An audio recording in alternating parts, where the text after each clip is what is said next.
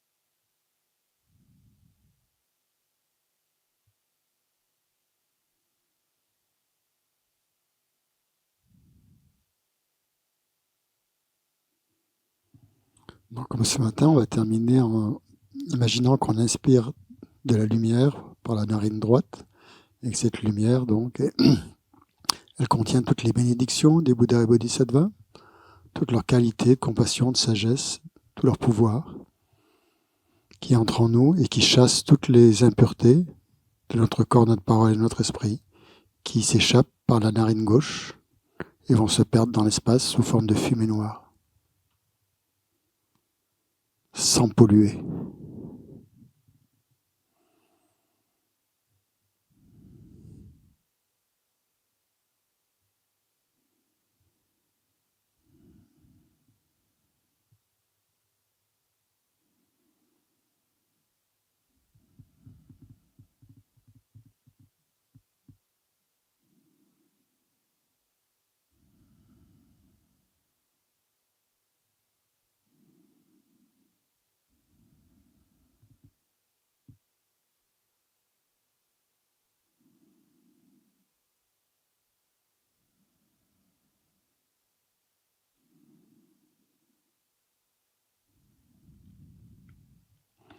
Puis on respire profondément par les deux narines. Et ensuite, on bloque l'air au niveau du nombril. Quatre doigts, quatre travers de doigts en dessous du nombril. On retient l'air quelques instants dans cette région, dans cette zone. Puis on relâche lentement, sans forcer. On fait ça 3 fois.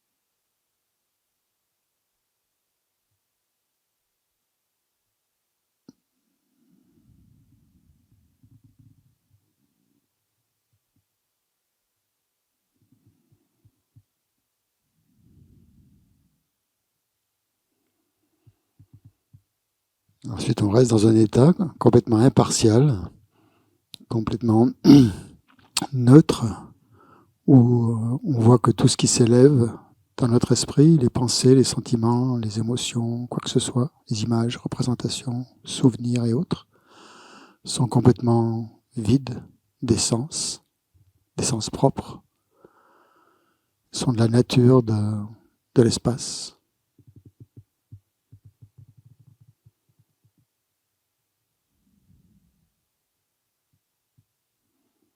Donc on les voit apparaître, on les voit s'élever, on les voit disparaître dans cette immensité de la nature de notre esprit. Parfaitement spacieux et clair, lumineux, sans obstacle.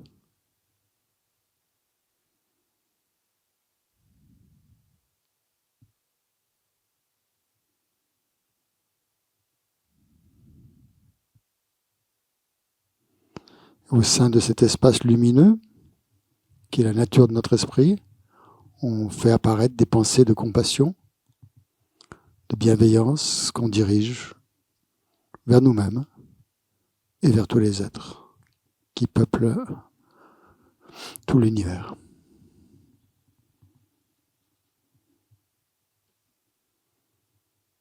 En souhaitant que toute leur souffrance s'apaise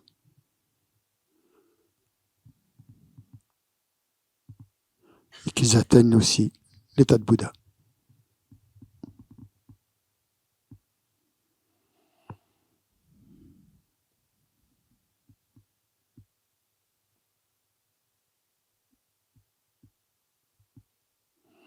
On peut refaire la même visualisation que ce matin, si on veut, avec le coussin de lune, avec le disque de lune et le Vajra dessus, donc qui purifie notre corps et qui, au-delà de notre corps, tous ces rayons de lumière vont toucher les êtres, les purifient, transforment leur esprit et les amènent à l'éveil.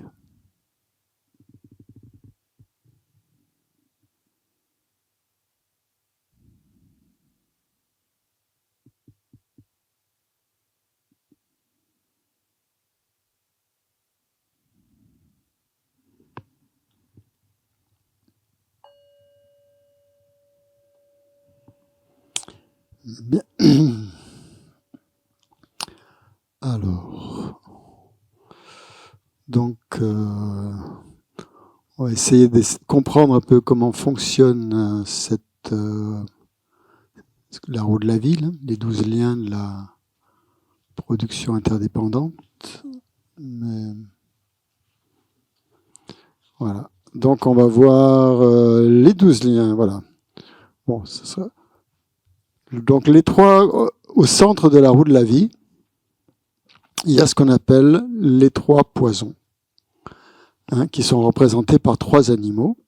C'est que la roue de la vie, c'est plusieurs cercles concentriques. Donc ça, c'est le cercle central, le plus petit, qui est représenté donc par les trois émotions perturbatrices fondamentales, donc qui sont l'ignorance, représentée par un cochon. Et vous voyez que l'ignorance tient dans sa bouche les deux émotions suivantes, l'attachement et l'aversion.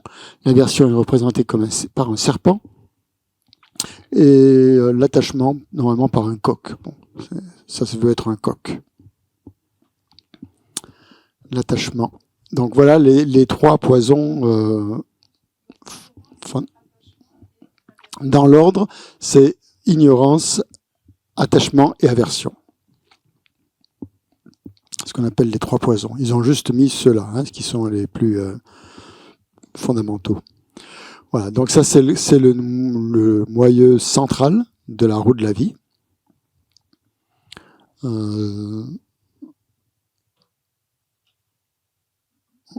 Voilà. Ok.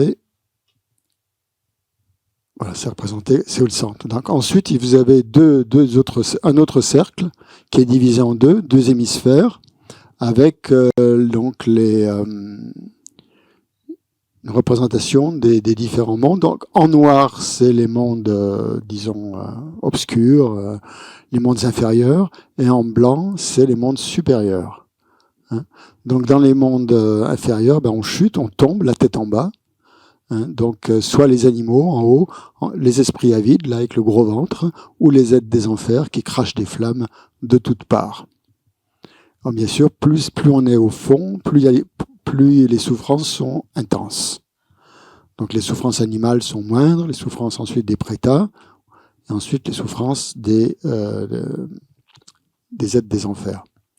Et parallèlement, donc de l'autre côté, c'est le côté où on remonte, donc la tête en haut, et c'est les mondes supérieurs, avec dans l'ordre le monde humain, où il y a des souffrances et des bonheurs, le monde on pourrait dire des titans, ou des combattants, des demi-dieux, voilà, je les appelle des demi-dieux ou des titans, et en haut, tout en haut, le monde des dieux. Donc là aussi, c'est inversement proportionnel au nombre de souffrances. Dans le monde humain, il y a plus de souffrances que dans le monde des dieux. Les mondes des dieux sont dans leur domaine céleste, mais ils ne sont pas complètement heureux puisqu'ils ont aussi des souffrances, notamment celles du moment de la mort. Donc voilà le deuxième cercle. Et ensuite, tout autour, sur le moyeu extérieur, je ne sais pas si on l'a ici, complètement extérieur, vous avez ce qu'on appelle les 12 liens de la production interdépendante. Et le premier de ces liens, bien sûr, le lien fondamental, le lien qui décide de tous les autres, qui entraîne tous les autres, c'est l'ignorance. Donc l'ignorance qui est une confusion, qui est un aveuglement, c'est pour ça qu'elle est représentée par un aveugle qui ne sait pas trop où il va. Donc il ne connaît pas vraiment, il ne voit pas la relation qu'il y a entre la cause et l'effet, c'est-à-dire le karma. Il ne comprend pas trop comment ça se passe, le karma.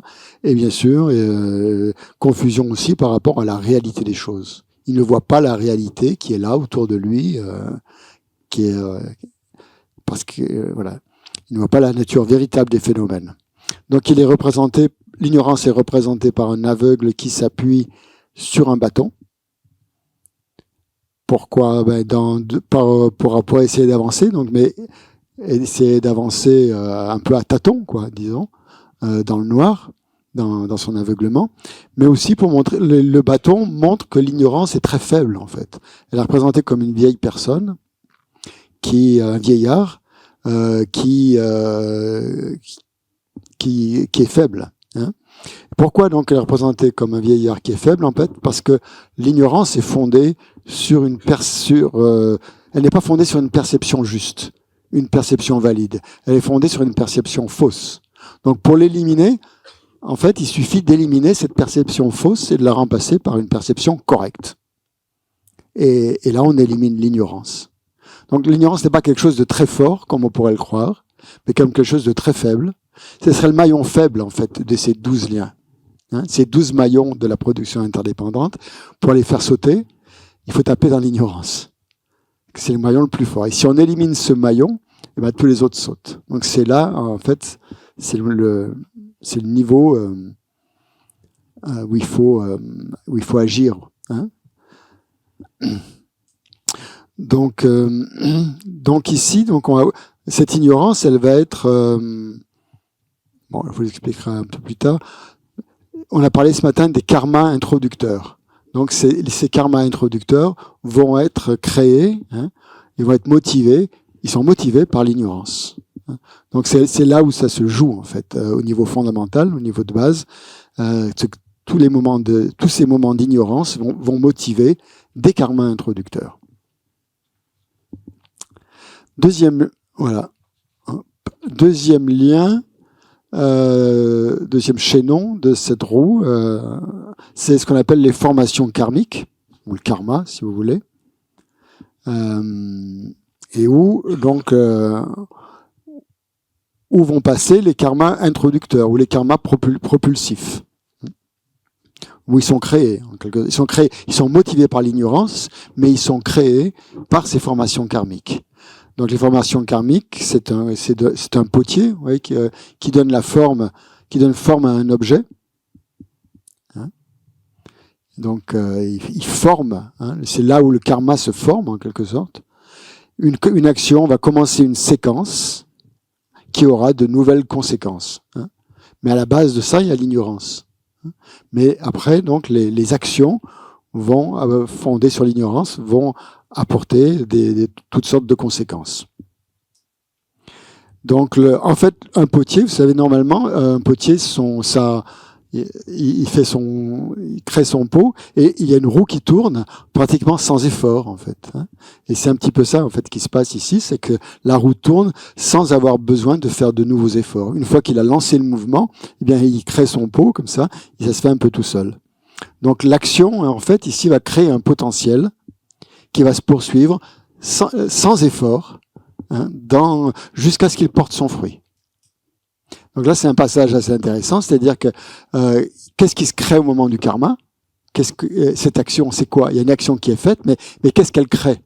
Elle crée un potentiel, en fait. Un potentiel qui va mûrir, sauf s'il est arrêté par une action positive ou une action négative qui va l'empêcher de mûrir. Mais normalement, donc, il suit son cours et jusqu'à ce qu'il mûrisse. Donc là, c'est vraiment le terrain, c'est l'atelier, si vous voulez, du karma, où les causes se créent et elles vont se poursuivre sans effort, en laissant une empreinte dans le courant de conscience, jusqu'à ce que cette empreinte mûrisse. Et l'empreinte, elle n'a pas besoin de faire d'effort. Elle est là. Elle est dans le courant de conscience. À la limite, on fait un effort, quand le potier fait un effort, mais une fois qu'il a créé son objet reste là, dans la conscience. Donc la conscience, ça va être le troisième lien. Voilà. C'est le troisième lien.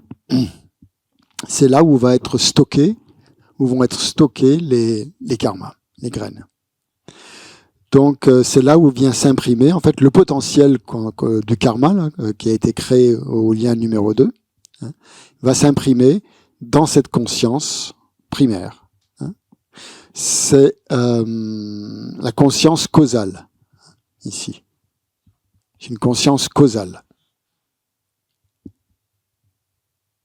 qui va porter cette empreinte jusqu'à ce que l'effet mûrisse. Donc elle transporte, en fait, la conscience transporte l'empreinte, transporte ce potentiel jusqu'à ce qu'il mûrisse, jusqu'à ce que l'effet mûrisse. Donc cette roue de la vie, en fait, elle montre comment on renaît dans le samsara.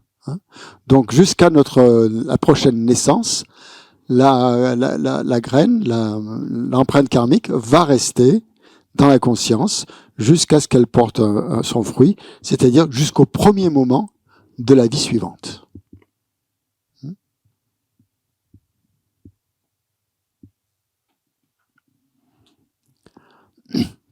En fait, la conscience, on pourrait la diviser en deux parties. Une partie causale et une partie résultante. Donc la partie causale, c'est où la graine est mise, et la partie résultante, c'est ce qui plus loin va, au moment de la naissance, va révéler, va donner le fruit. Donc il y a un certain laps de temps qui a lieu entre le moment où le karma est mis dans la conscience et le moment où il va mûrir. Donc c'est toujours la même conscience, mais il y en a une où il y a un aspect causal et il y a un aspect, disons, résultant. Donc le résultant, en fait, c'est ça. C'est le premier moment de la conscience suivante, de la vie suivante, pardon. C'est le premier moment là on est juste au niveau de la conscience, mais il n'y a pas eu encore, on est dans une vie précédente, si vous voulez, où on crée un karma, et ce karma, il va rester dans la conscience jusqu'à ce qu'il mûrisse dans une autre vie.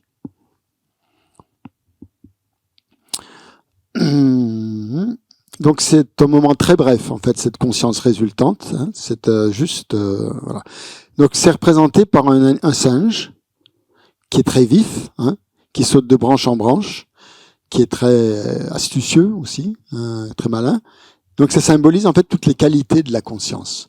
Cette conscience qui est très très rapide. Toutes les consciences sont extrêmement rapides. Donc ça c'est donc le troisième lien. Ensuite, le quatrième lien, c'est ce qu'on appelle le nom et la forme. Le nom ça fait référence, en fait, le nom et la forme, ça fait référence aux 5 agrégats. Les 5 agrégats qui vont être formés à partir de la naissance. Donc le nom, pourquoi le nom?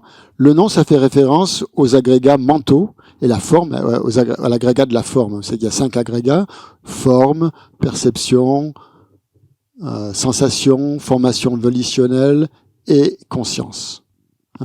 Donc la forme, c'est l'agrégat de la forme, et les 4 autres, c'est les agrégats mentaux. C'est ce qu'on appelle le nom ici. Donc le nom fait référence aux 4 agrégats mentaux: sensation, discrimination, facteur composé et conscience. Et la forme fait référence à l'agrégat physique, le corps, autrement dit.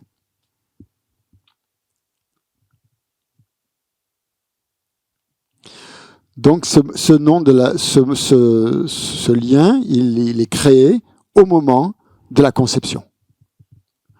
C'est là que les agrégats sont créés.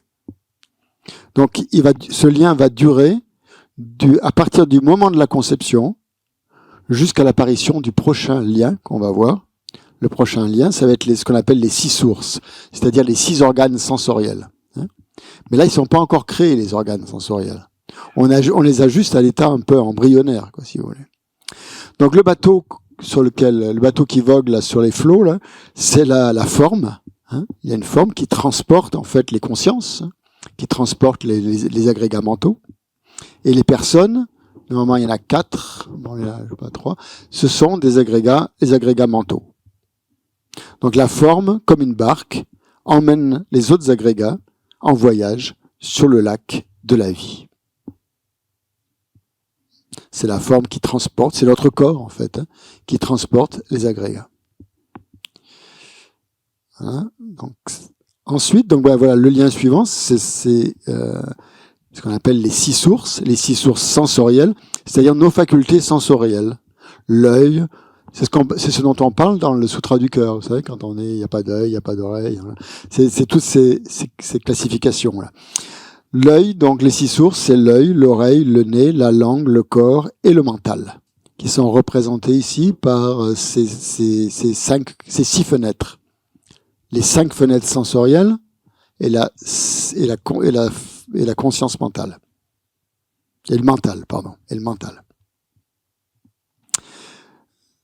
Donc, à quoi elles servent, ces 6 facultés? Elles servent à faire connaître les objets. Hein. Grâce à l'œil, on perçoit les formes. Grâce à l'oreille, on entend les sons. Grâce au nez, on sent les odeurs. Grâce à la langue, on goûte les saveurs. Grâce au corps, on a des contacts. Et grâce au mental, eh bien, on peut élaborer toutes sortes de conceptions. On a toutes sortes de conceptions. Donc, voilà, c'est les 6 facultés sensorielles, les six facultés au moyen desquelles on connaît 6 objets. Donc on les appelle les 6 sources ou les 6 bases de la connaissance, si vous voulez. Les 6 sources de la connaissance ou les 6 bases de la connaissance. Source parce que c'est de là qu'émergent les consciences. Si on n'avait pas d'œil, la conscience visuelle ne pourrait pas émerger. Si on n'avait pas d'oreille, la conscience auditive ne pourrait pas apparaître. Donc ce sont les sources d'où émergent les différentes consciences sensorielles. Donc, pour un être humain, en fait, naît d'une matrice, hein, et dans ce cas, quand il naît, il n'a que les organes sensoriels du corps et du mental dès la conception. Les 4 autres vont se développer plus tard. Il n'a que l'organe sensoriel du corps et l'organe du mental qui apparaissent au moment de la conception. Et les 4 autres, les organes œil, oreille, mental, nez et langue, là, pardon, œil, oreille, nez et langue vont se développer plus tard. Donc au 5e lien, on dit que les 6 sources sont complètement développées, mais elles ne produisent pas encore de conscience. Elles sont là, mais elles ne produisent pas. Ça va être plus tard. C'est pour ça qu'on représente cette maison qui est vide, avec 6 fenêtres. Elle est vide, où les volets sont fermés. Il y a les volets, il y a les fenêtres, si vous voulez, mais les fenêtres, on ne perçoit rien à travers les fenêtres. Ça veut dire que la maison est vide aussi en attente de ses occupants. Les occupants ne sont pas arrivés. Comme les 6 sources, là, qui attendent le développement de leurs consciences respectives. Les consciences ne sont pas encore là, autrement dit. Tout ça, donc, c'est progressif. Alors ensuite, c'est le 6e lien, 6e chaînon, le contact. Donc le contact, c'est un facteur mental qui crée la rencontre, qui opère la rencontre avec des objets, des organes sensoriels et des consciences. Pour qu'un contact ait lieu, il faut qu'il y ait ces 3 éléments. Il faut qu'il y ait l'organe, il faut qu'il y ait l'objet et il faut qu'il y ait la conscience. Pour chacune des 6. Donc ça va faire 18 en tout. C'est ce qu'on récite dans le Sutra du cœur. Quand on dit il n'y a pas d'œil, tout ça. On énumère en fait les 18, on énumère les sources donc de perception avec leurs objets et avec les consciences. Donc ça c'est pour que le contact puisse s'opérer. Donc il faut qu'il y ait ces 3 choses. Objet, organe sensoriel et conscience. Avant cela, ça veut dire qu'il n'y a pas de connexion. Il n'y a pas de contact. Même s'il y a les sources sensorielles, on ne fait pas l'expérience des objets. On est dans un état embryonnaire où il n'y a pas encore d'expérience du monde extérieur. Donc, à partir du moment où il y a le contact, ça veut dire qu'il y a la connexion avec ces 18 choses. Et ce lien va durer toute une vie. Toute la vie, on a des contacts. Toute la vie, normalement, c'est pas l'accident, notre conscience visuelle fonctionne, auditive, etc. Et tout ça crée le contact. On peut voir des formes. Il y a un contact qui se crée entre notre œil, l'objet que je vois, et la conscience visuelle. 3 choses. Pareil pour l'oreille, pareil pour etc. Mental et tout. Donc ce lien, sa fonction donc de ce lien est va être un peu à travers le contact de discriminer les objets qui sont attrayants, déplaisants ou neutres. Grâce à cette rencontre, automatiquement, dès qu'il va y avoir rencontre, il va y avoir en même temps une discrimination entre ce qu'on va trouver attrayant, ce qu'on va trouver agréable, ce qu'on va trouver pas beau, ce qu'on va trouver laid, ou ce qui va nous apparaître comme étant complètement neutre. Et ça vient avant la sensation. Cette discrimination on l'a avant la sensation. Donc c'est représenté ici par un couple enlacé, ce contact. Hein.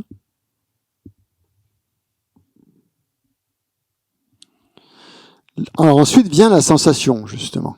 Une fois qu'on a établi toutes ces choses-là, tous ces 18 facteurs, et qu'on a déjà établi une discrimination mentale entre ce qui est agréable, pas agréable, il va y avoir la sensation. Donc à partir du contact, apparaît une sensation de bonheur, une sensation de malheur ou une sensation d'indifférence. Donc là, c'est une sensation assez douloureuse de recevoir une flèche dans l'œil. Pour marquer donc cette sensation. Donc la sensation, c'est quoi? C'est un facteur mental qui réagit à un objet sensoriel. Cet objet sensoriel, ici, donc c'est la flèche, que le contact, ce qu'on a vu avant, distingue comme étant attrayant, déplaisant ou neutre. Et ça se produit donc lors d'une expérience, d'une sensation bonne, mauvaise ou neutre, produisant bonheur, malheur ou indifférence.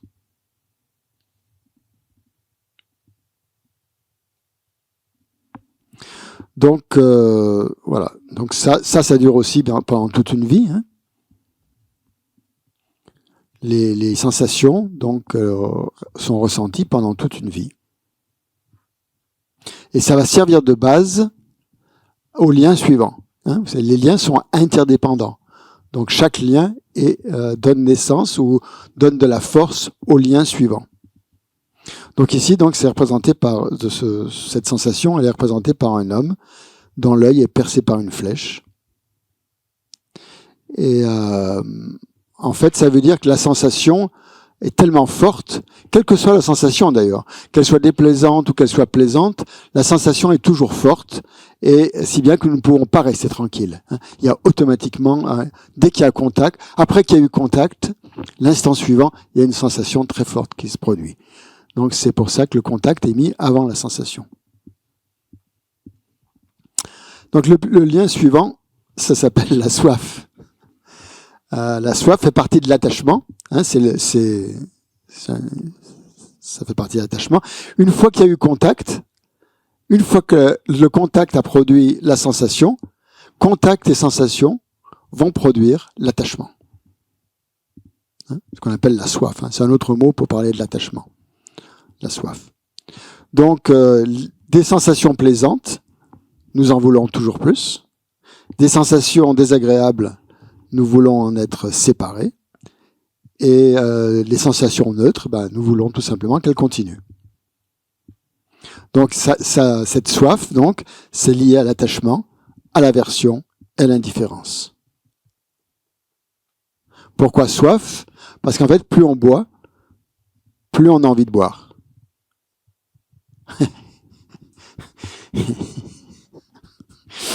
C'est l'attachement. Hein. Donc, c'est un facteur mental qui augmente en fait le désir, mais qui ne donne pas une vraie satisfaction. La soif. Hein. Il n'y a pas de satisfaction. Il n'y a jamais de satisfaction dans la soif. On boit tout le temps. Donc, cette soif va durer, dans ce contexte-là, va exister depuis le nom et la forme, depuis que les agrégats sont créés. Ça va durer jusqu'au lien suivant, qui est ce qu'on appelle la saisie, qui fait aussi partie de l'attachement, mais qui est en fait une soif plus intense. Une fois qu'on a eu cette soif, il y a le fait de saisir ce qui va nous procurer, ce que l'on croit, qui va nous procurer du plaisir, du bonheur. Donc, on pourrait traduire aussi ça par l'appropriation. Hein, l'appropriation, au lieu du mot saisie. Mais là, saisie, c'est assez explicite. Hein. Donc, la soif et la saisie, les liens 8 et 9, donc, désignent des moments d'attachement. Hein. Seulement des moments d'attachement et de saisie, donc, qui vont nourrir ou qui vont activer un potentiel karmique. Donc ça, c'est très très important, ces deux facteurs-là, ces deux liens.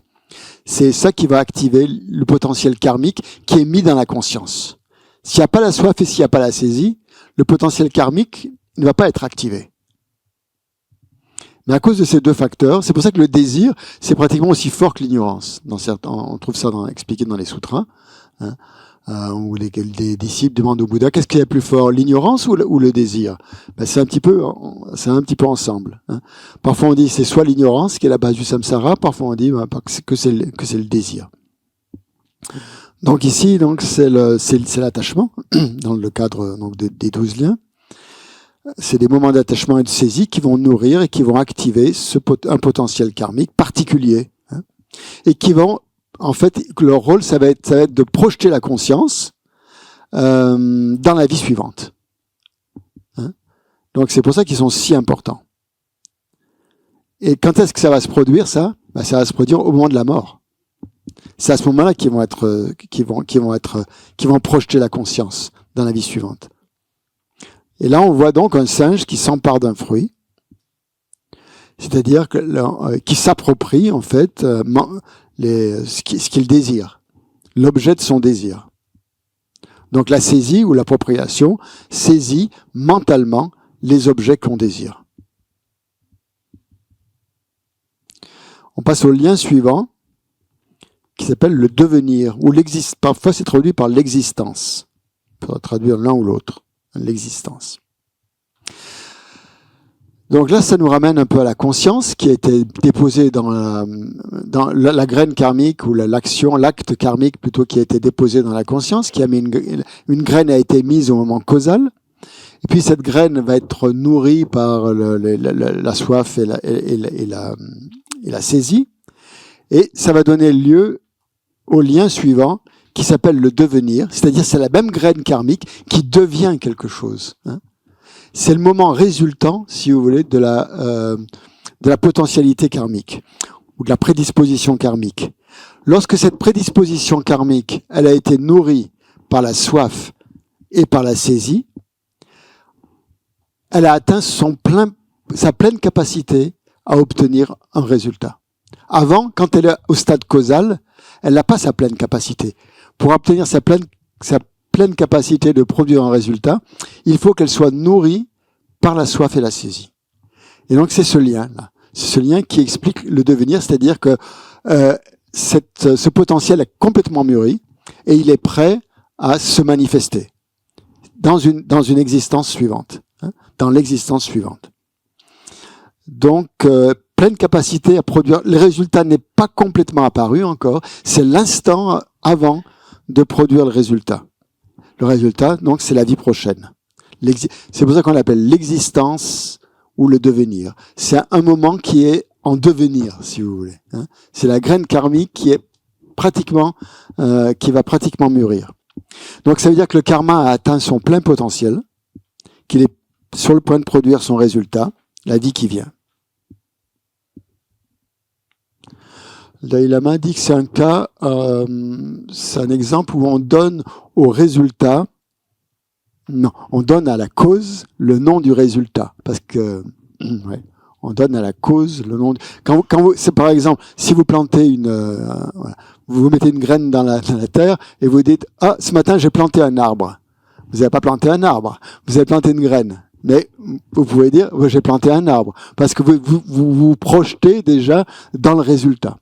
Vous mettez là. Donc, on donne à la cause le nom du résultat. Et c'est ce qui se passe ici, en fait. On donne à la cause le nom du résultat, c'est-à-dire le devenir.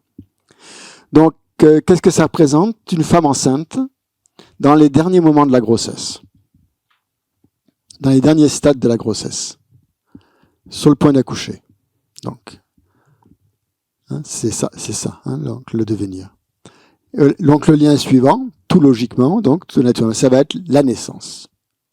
C'est le moment précis où la conscience qui a mûri, hein, enfin, la conscience, c'est pas la conscience qui a mûri, mais les graines qui sont dans la conscience, donc, ont mûri et la conscience entre dans la nouvelle naissance, hein, l'état de naissance qui suit. Donc c'est une nouvelle vie qui commence. Donc ça se produit simultanément. Bon, on va y revenir. Je vais peut-être pas vous le dire tout de suite. Vous allez comprendre à l'aide d'un autre tableau. Donc, là, c'est le premier moment de la naissance. Donc, les agrégats sont formés, hein, sont là. C'est-à-dire, il y a un enfant qui est né avec ses agrégats tout constitués. Et au second moment, hein, le vieillissement va commencer. C'est-à-dire, au deuxième instant le premier instant, c'est la naissance, et le deuxième, c'est le vieillissement. Entre parenthèses, on dit qu'il y a quatre lieux de naissance possibles, ou quatre types de naissance possibles. Il y a la naissance par la matrice, à partir d'une matrice. Il y a la naissance ovipare, un œuf. Il y a la naissance à partir d'un œuf. Il y a la naissance par l'humidité et la chaleur. Hein, et il y a la naissance miraculeuse ou spontanée dans un lotus. Donc c'est on parle de ces quatre types de naissance. Ici, c'est une naissance donc par la matrice. Donc deuxième instant, le lien suivant, le 12e, qui est le dernier lien, hein, c'est le vieillissement et la mort. Donc à partir du deuxième instant à partir de la conception, du deuxième instant de la conception, naissance et conception, c'est pareil, hein, en bouddhisme tibétain. On parle de naissance à partir du moment au moment de la conception. Donc au deuxième moment, c'est le vieillissement progressif à chaque instant de notre vie. Ok. Où on peut parler aussi du dépérissement, d'une dégénérescence, donc qui commence à partir. Dès qu'il y a naissance, il y a vieillissement. Hein, il y a dépérissement, il y a dégénérescence. Et la mort, qu'est-ce que c'est que la mort? En fait, c'est le moment où la conscience va se séparer du corps précédent pour se diriger vers une autre vie. C'est ça qui définit donc la mort dans le bouddhisme. Ce moment où la conscience est séparée du corps et va vers une autre vie. C'est pour ça qu'on compare souvent le corps comme un bateau qui transporte, qui va de vie en vie comme ça. Donc la fin de la vie, en fait, elle commence au 11e lien, hein, au deuxième moment du deuxième lien, du 11e lien. Donc ici, c'est représenté par une personne donc qui porte un cadavre sur son dos. Ça veut dire que dès le moment où l'on est, on porte en soi son cadavre. Donc voilà les 12 liens de la production interdépendante. Donc vous voyez comment ces liens pourquoi on les appelle des liens, hein. Il y a un lien de causalité, de l'un à l'autre. Et ça nous montre comment donc on prend naissance de vie en vie dans le samsara à cause de l'ignorance. L'ignorance donc étant le premier lien, le lien qui va déclencher tous les autres. Donc pour méditer pour se libérer du samsara, donc c'est la deuxième type de méditation qu'on peut faire.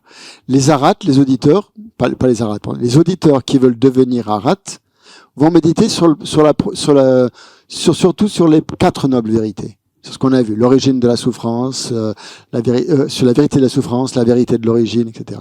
Ce qu'on appelle les Bouddhas par soi, les pratika Bouddhas, méditent davantage, eux, sur les 12 liens de l'interdépendance, essaient de comprendre comment fonctionnent ces 12 liens. C'est très subtil, ce fonctionnement, hein. C'est pour ça que, première fois, on en a une vision globale, on comprend pas tout, mais c'est un sujet extrêmement intéressant à analyser.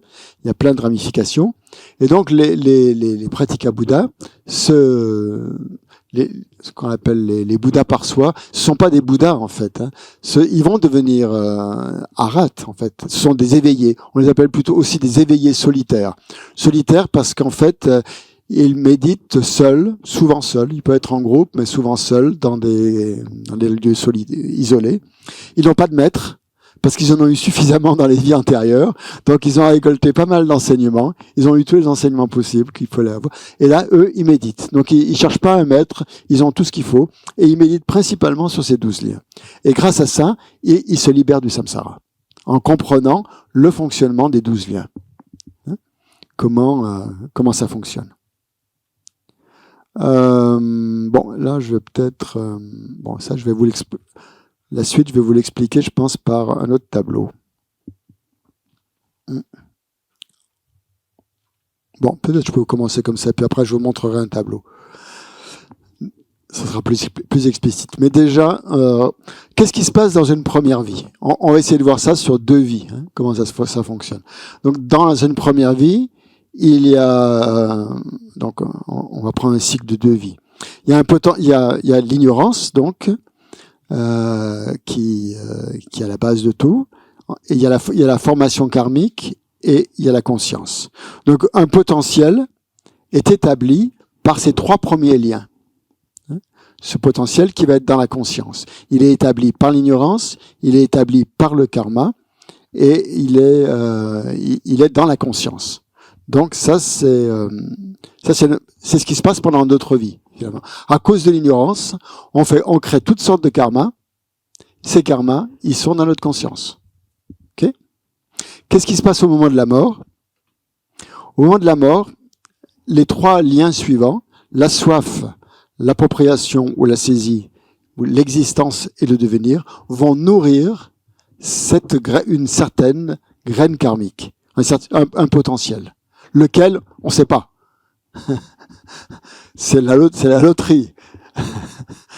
Lequel va être nourri le plus fort, certainement. Hein, celui qui a le plus de chance, celui qu'on a le plus entretenu pendant notre vie.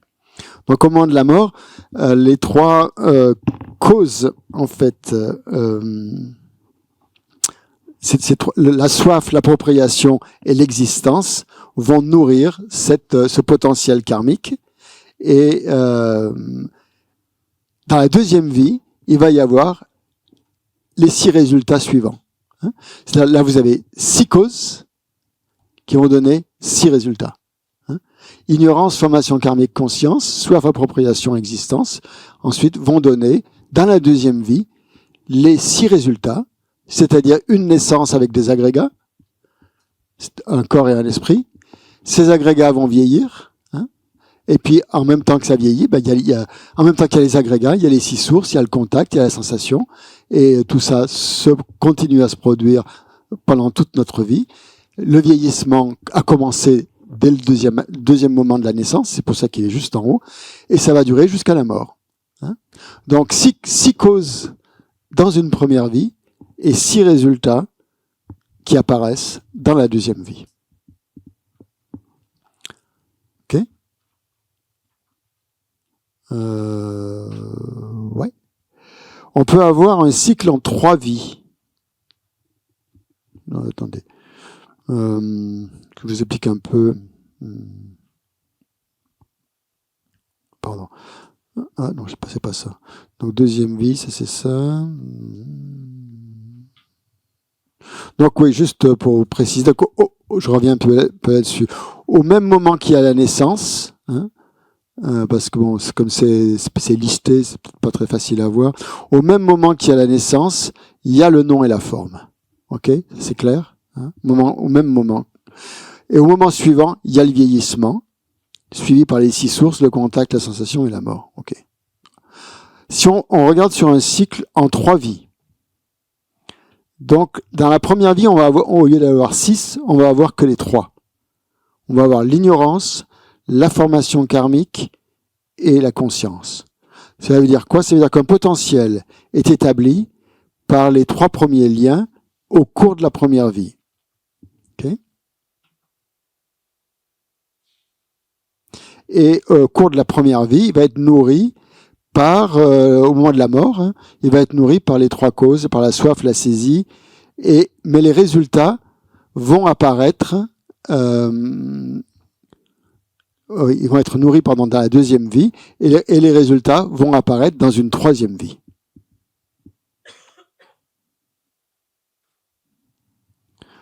Voilà, donc si on voit ça sur 3 vies, on aura dans la première vie les 3 premiers liens. Ensuite, on aura dans la deuxième vie la soif, l'appropriation et l'existence. Et dans la troisième, on aura les 6 autres, eux qui changent pas. Hein. Qu'on les ait dans la deuxième vie ou dans la troisième vie, ça sera toujours les mêmes. La seule chose qui change, c'est ici au niveau de la deuxième vie. Hein. au lieu que ça se produise, que la soif, l'appropriation et l'existence se produisent dans la première vie, elles se produisent dans la deuxième vie. Ça veut dire quoi? Ça veut dire que la graine que vous avez mis, la graine positive par exemple, ne va pas forcément mûrir à ce moment-là, mais elle va peut-être être nourrie. Au moment de la mort, c'est pas cette graine-là qui va être nourrie, ça va être une autre. Mais la graine que vous avez mise, elle sera nourrie dans une vie suivante. On dit deuxième vie, mais ça peut être une troisième, une quatrième ou une cinquième. Voilà. Je vais peut-être vous montrer un autre tableau pour mieux comprendre ça. Comment est-ce qu'on arrête le partage? Voilà. Ok. Je peux avoir un tableau quelque part, mais...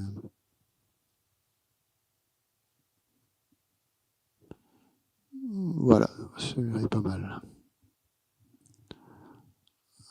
Partager l'écran. Voilà. Une manière plus schématique de présenter les choses. Voilà.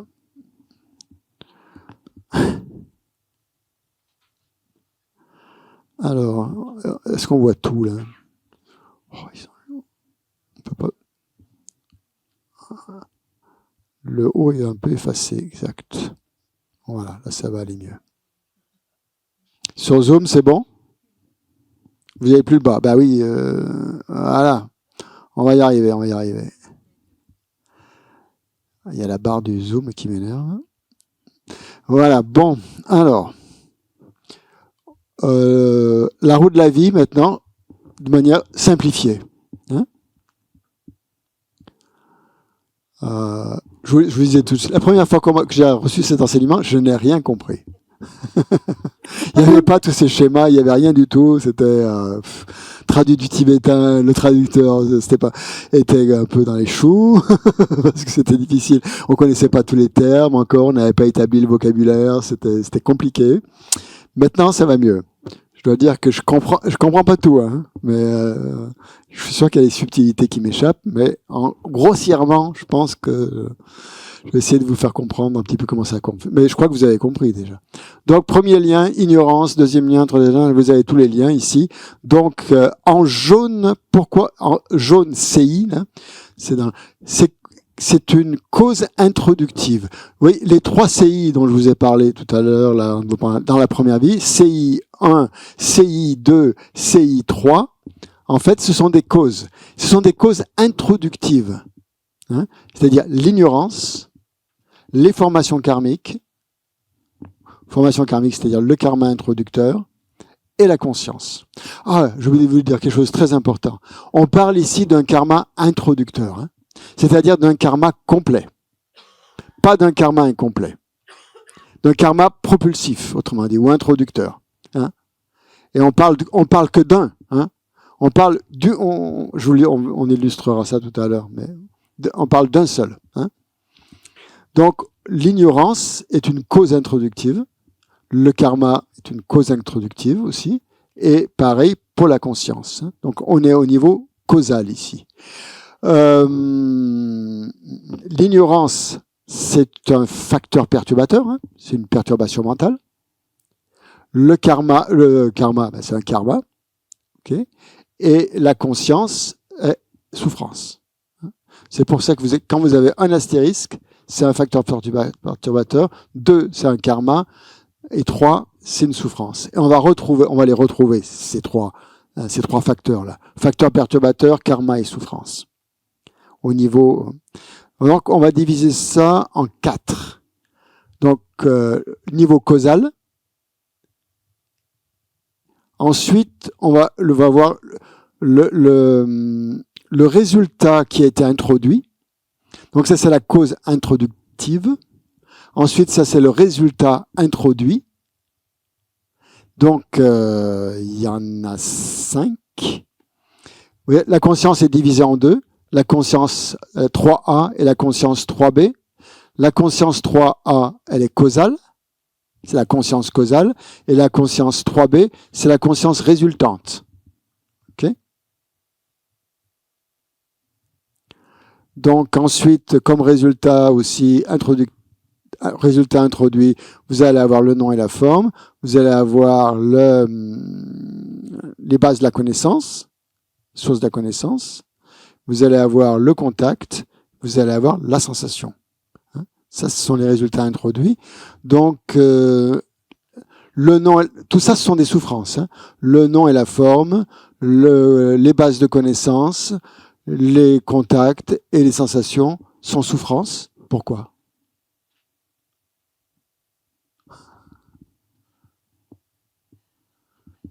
Parce que les agrégats sont contaminés. Ok. Donc, ensuite, on va avoir la cause établissante. Donc ça, ce sont des causes introductrices, et ça, ce sont des causes établissantes. C'est-à-dire la soif, l'avidité et le devenir. Elles vont établir le résultat, qui va être la naissance. Donc pareil, la soif, c'est une perturbation mentale. L'avidité ou la saisie, c'est une perturbation mentale. Et le devenir ou l'existence, c'est un karma. Okay. Ce sont des causes parce que elles vont, ces trois facteurs vont activer la conscience. C'est pour ça qu'il y a cette flèche ici. Vous voyez la flèche là? Les trois facteurs activés, ces trois là, le devenir, l'avidité et la soif, vont activer la conscience causale. Ok? Ils vont l'activer. Et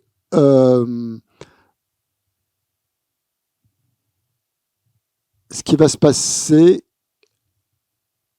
donc après, bon, ça va donner la conscience résultante avec les agrégats et tout ça, et ça va, les agrégats sont reliés à la naissance. Les 3B, 4 et naissance vont ensemble. D'accord ? Là, il n'y a pas encore eu naissance. À partir de ce moment-là, de la conscience résultante, il y a naissance. C'est pour ça que c'est ici. Et parce que les trois causes ici ont nourri cette conscience. Donc, elle arrive ici à maturité au niveau du devenir et ça va donner lieu à la naissance, la conception. Voilà. Premier instant de la conception qui est souffrance, puisqu'on est avec des agrégats contaminés. Et ça continue, mort et vieillesse sont aussi souffrance. Ok ? Vous me suivez ? Ou je vous ai perdu complètement? Presque. Un dernier schéma pour vous aider à mieux comprendre encore. Un nouveau partage. Ah, je ne l'ai pas là, non.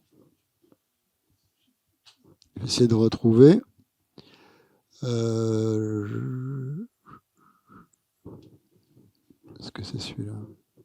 Non, c'est pas celui-là. Pas celui-là, c'est celui-là, ouais. Alors, partager. Voilà.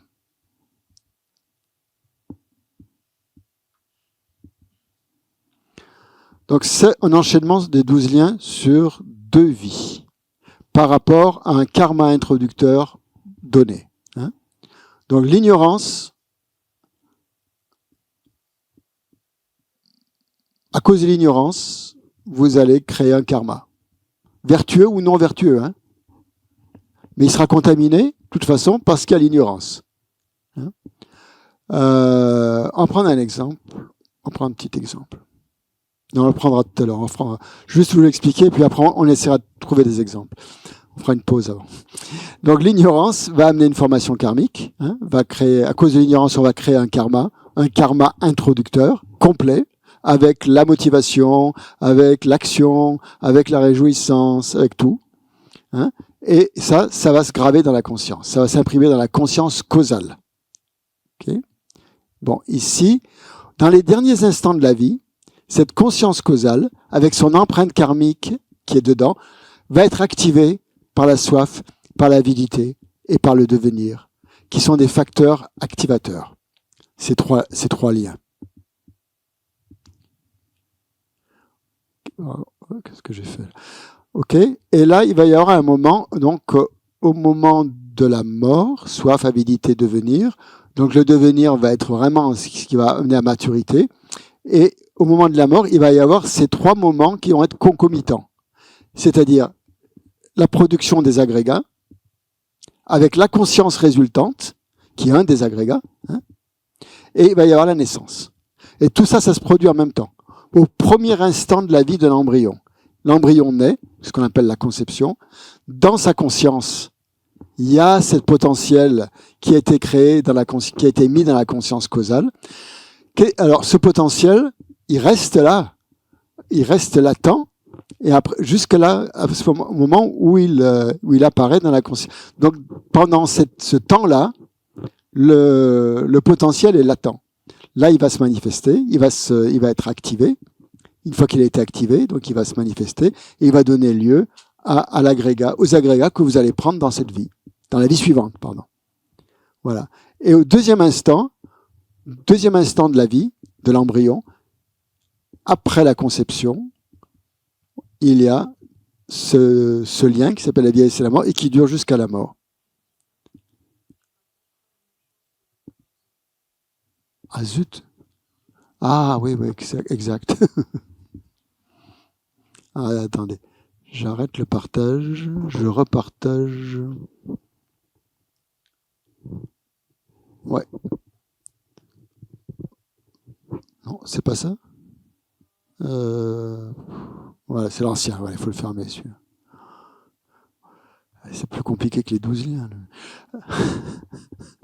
Donc je redisais pour ceux de Zoom, donc ignorance, qui donne, à cause de l'ignorance, on crée un karma, positif ou non positif, mais karma contaminé, puisqu'il est lié à l'ignorance. Ce karma va déposer un potentiel dans la conscience causale. Hein. Dans la conscience, ce potentiel va être nourri par la soif, l'avidité et le devenir, le dernier moment, hein, c'est-à-dire l'attachement, autrement dit. Et ce qui va apparaître, c'est le nom et la forme, la conscience résultante et la naissance, les trois étant concomitants. Au premier instant de la vie de l'embryon, la conscience causale, le potentiel qui était dans la conscience causale va mûrir, hein, va se manifester, autrement dit, hein, à travers certains agrégats qu'on va prendre dans la vie suivante. Deuxième instant, vieillesse qui commence et mort à la fin de la vieillesse, du vieillissement plutôt. Et avec le nom et la forme, les agrégats se développent. Vous avez la base de la connaissance, vous avez le contact, vous avez les sensations. Ça, c'est la deuxième vie. Première vie, on crée les causes. Moment de la mort et deuxième vie. Donc voilà comment fonctionnent les 12 liens, dans le processus des 12 liens. Et